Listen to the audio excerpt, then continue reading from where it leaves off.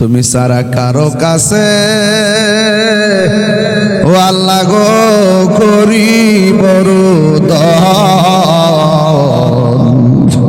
তুমি সারা কে বুঝিবে আমরার মনের বেদনা। বন্ধু নাই রে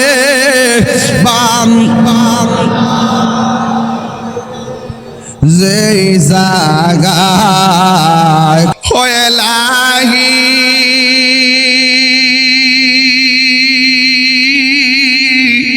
বড়ই পাতার গরম জলে সে গোসল আমরা রে করায় দিবে গো।